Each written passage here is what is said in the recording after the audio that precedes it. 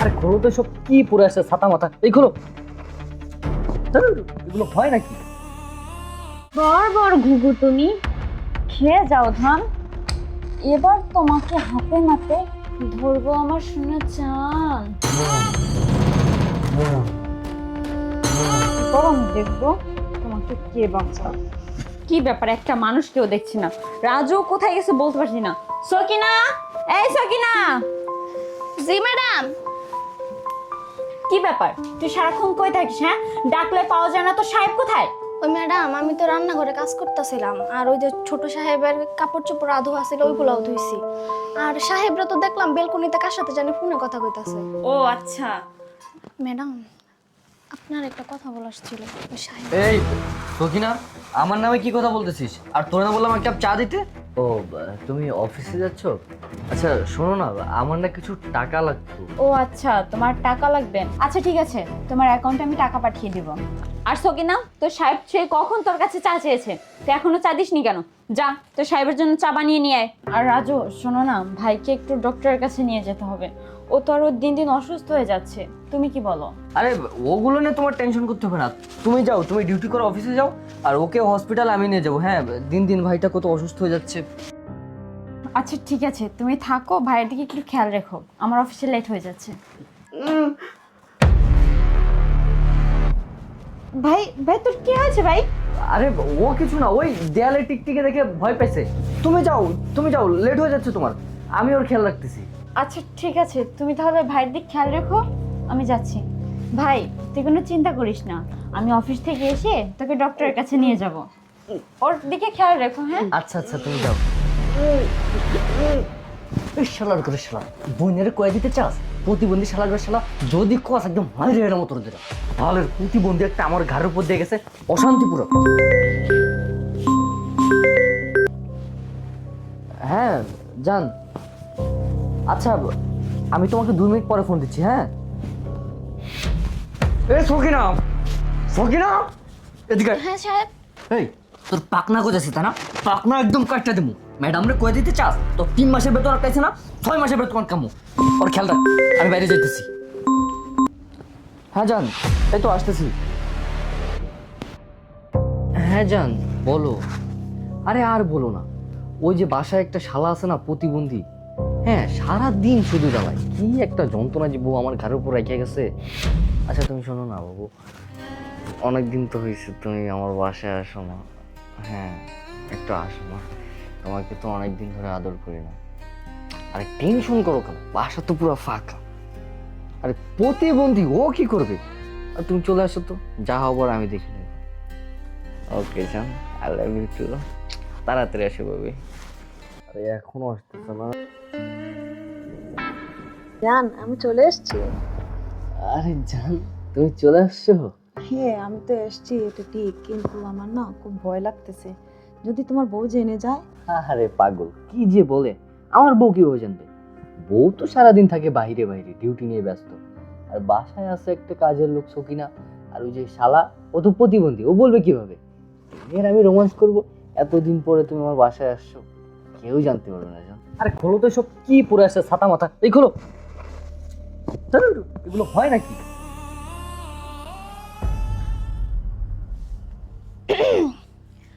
সাহেব, আপনার চা। হাই হাই বেয়াদব, তোর আমি বলছি জানতে, এখন কেন চান্স থাপড়া কানপাটি গরম করে দিব। না সাহেব, আপনি তো বলছিলেন চা খাবেন, এই জন্য আর কি। তোর আমি বলছি চানতে, চা তোর আনতে বলছি 10 মিনিট আগে, তুই এখন আসো চা নিয়া। তোর চা তুই বিস্কুটটা চুবা চুবা খা, তো সরেন তো সর। আচ্ছা সাহেব। দেখছো জান, আমি তোমাকে বলছিলাম না, যদি কেউ দেখে ফেলে। তাছাড়া তোমার বাসার কাজের মেয়ে দেখে ফেলেছে, যদি এবার তোমার বউকে বলে দেয়। আরে দাঁড়াও, তুমি এত প্যারা খায় না তো, আমি ম্যানেজ করতেছি। এই সকিনা, সকিনা এদিকে আয়। সাহেব ডাকছেন আমারে? হ্যাঁ রাখছি তোরে, এদিকে আয়, শোন। জি সাহেব বলেন। এই শোন, একটু আগে রুমে যা যা দেখছিস না, একদম সবকিছু ভুলে যাবি। আর তোর ম্যাডাম যদি কোনো মতো জানতে পারে যে আমি এই মেয়ের সাথে এই রুমেই শুয়েছিলাম, তাহলে আমার শালার অবস্থা যা করি না, তার থেকে খারাপ অবস্থা করবো তোর, মনে থাকে যেন। আচ্ছা ঠিক আছে সাহেব, আমি ম্যাডামরে কোনো কিছুই কমো না। ওরে বলে দিছি জান, তুমি এটা নিয়ে শুধু শুধু টেনশন করো তো। ও কাউরে কিছু বলবে না।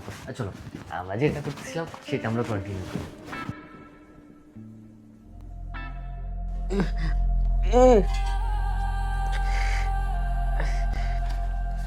ছোট সাহেব, আপনি চিন্তা করেন না, আমি ম্যাডাম রাজকে সব কিছু কমু।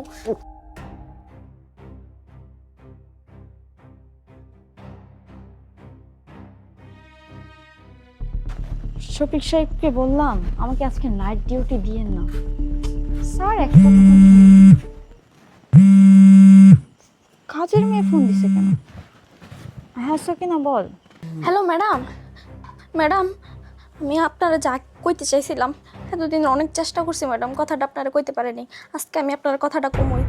ম্যাডাম বিশ্বাস করবেন না ম্যাডাম, স্যার প্রতিদিন ছোট সাহেবরা যে অত্যাচার করে ম্যাডাম, এটি আমি নিজে দেখে কেমনে যে সহ্য করি ম্যাডাম, আমি আপনারা কিচ্ছু কইতে পারি না। তারপর জানেন ম্যাডাম স্যার কি করে, এই একটা মেয়ে আইনা আছে না ঘরের মধ্যে নষ্টামি করে ম্যাডাম। কি বলছিস তুই এসব? আপনি একটা কাজ করেন, আপনি এখনই চলে আসেন, আইসা তাদেরকে হাতে নাতে ধরেন ম্যাডাম। আচ্ছা ঠিক আছে আমি আসতেছি। আচ্ছা ঠিক আছে ম্যাডাম। কাজের মেয়ে এসব কি বলবো? আমার হাজবেন্ড আমার ভাইয়ের উপর অত্যাচার করে, অন্য একটা মেয়ে নিয়ে রুমের বিশ্বাস করি। আচ্ছা আমি তো রুমের ভিতর সিসি ক্যামেরা লাগিয়েছি, চেক করি তো।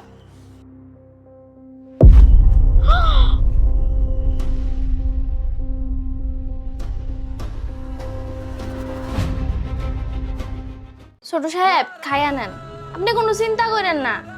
ম্যাডামরা আমি সব কিছু কইছি, ম্যাডাম আইতাছে, ম্যাডামই একটা ব্যবস্থা করব। এরকম অত্যাচার আমরা আর সহ্য করা লাগতো না। সকিনা কি হয়েছে?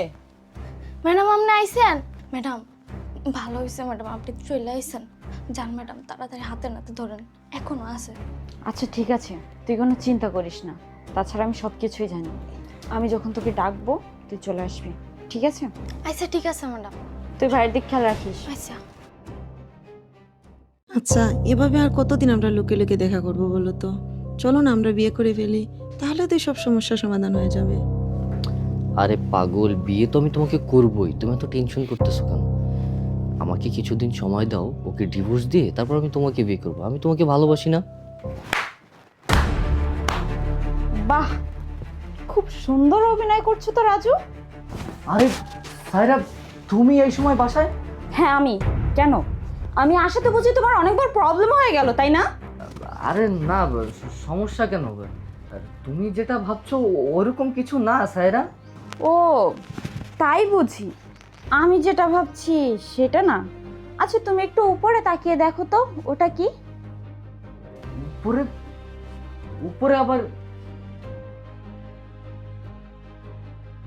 কি রাজু সাহেব, আপনি ভয় পেয়ে গেলেন?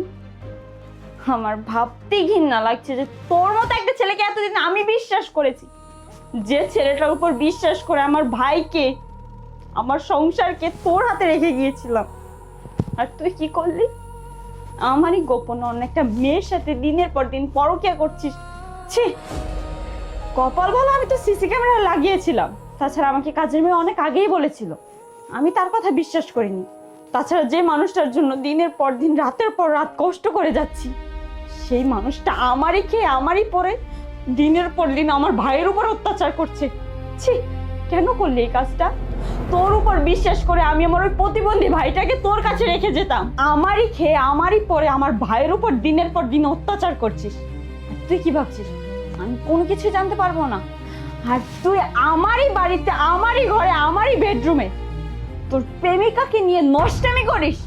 আরে সায়রা, ও ও তো আমার ফ্রেন্ড, মাথা ব্যথা করতেছিল, বাসায় ওষুধ নিতে আসছেন। আর তোমার ভাই নাহিদ, ওকে তো আমি আমার আপন ভাইয়ের মতো দেখি। ও আচ্ছা তাই নাকি? তুই আমার ভাইকে নিজের আপন ভাই ভাবতি? আচ্ছা ঠিক আছে, আপন ভাই ভাবতি না অত্যাচার করতি সেটা আমি এখনই প্রমাণ করছি।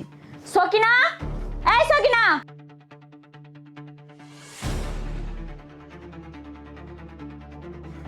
এই আমি অফিসে যাওয়ার পর ও আমার ভাইয়ের সাথে কি কি করতো সত্যি করে বল। হ্যাঁ ম্যাডাম আজকে আমি সব সত্যি কথা কমু। আপনি যখন অফিসে যান ম্যাডাম, তখন এই সাহেব কি করে জানেন? এই ছোট সাহেবরা যে অত্যাচার করে ম্যাডাম, আমরা আর কিছু কইতেও দেয় না।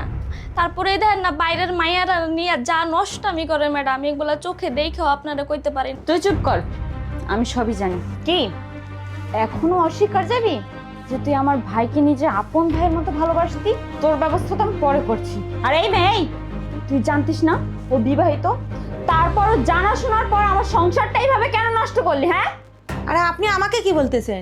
আমাকে কিছু বলার আগে আগে আপনার নিজের ঘর সামলান, তারপর আমাকে এসে বলবেন। তার আগে আমাকে কিচ্ছু বলবেন না, যত সব। আজ তোর জন্য বাইরে একটা মেয়ে আমাকে এতগুলো কথা বলার সাহস পেয়েছে। তুই কি ভাবছিস এত কিছুর পর আমি তোর সংসার করব? কখনোই না। তুই এক্ষুনি এই মুহূর্তে আমার বাসা থেকে বের হয়ে যা, আর সময় হলে আমি তোকে ডিভোর্স লেটার পাঠিয়ে দিব। কি হলো, বের হ।